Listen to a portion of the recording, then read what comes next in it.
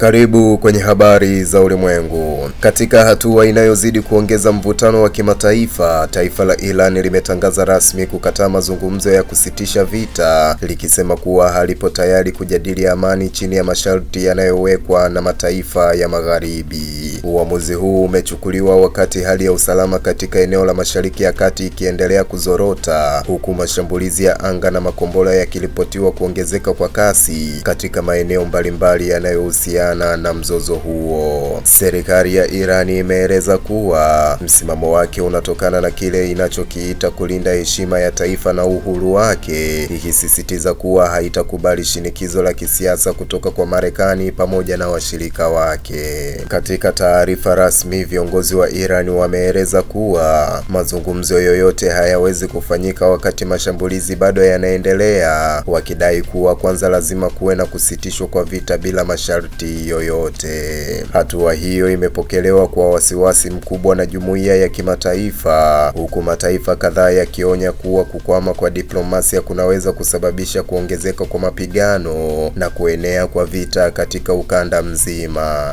Katika siku za hivi karibuni, mashambulizi yameripotiwa kuathiri maeneo ya kimkakati, ikiwa ni pamoja na njia muhimu za usafirishaji wa mafuta katika Ghuba ya Uajemi, jambo linaloongeza presha ya uchumi duniani. Wakati huo huo, taarifa zinaonyesha kuwa vikundi vinavyoungwa mkono na Iran katika maeneo kama Lebanon vimeanza kuongeza shughuli zao za kijeshi, hali inayozua hofu ya kuongezeka kwa vita nje ya mipaka ya Iran. Wachambuzi wa siasa za kimataifa wanaeleza kuwa uamuzi wa Iran unaweza kuwa ni mkakati wa kuonyesha nguvu na kujaribu kubadili mizani ya mazungumzo kwa faida yake kabla ya kukubali majadiliano yoyote. Hata hivyo, hatua hiyo pia imeongeza hatari ya kuingia kwa mataifa mengine moja kwa moja katika vita, hasa yale yenye maslahi ya kijeshi na kiuchumi katika eneo hilo. Kwa upande wa raia wa kawaida, hali imeendelea kuwa mbaya zaidi, huku maelfu wakilazimika kuhama makazi yao kutokana na mashambulizi yanayoendelea na hofu ya usalama wao. Mashirika ya kimataifa ya kibinadamu yameonya kuwa ikiwa vita itaendelea kwa kasi hii, kuna uwezekano mkubwa wa kutokea kwa janga la kibinadamu katika ukanda huo. Kwa ujumla, kukataa kwa Iran kuingia katika mazungumzo ya kusitisha vita kunachukuliwa kama hatua inayoweza kubadilisha kabisa mwelekeo wa mgogoro huu, huku dunia ikisubiri kuona hatua zitakazofuata kutoka kwa mataifa makubwa yenye ushawishi mkubwa katika siasa za kimataifa. Mimi ni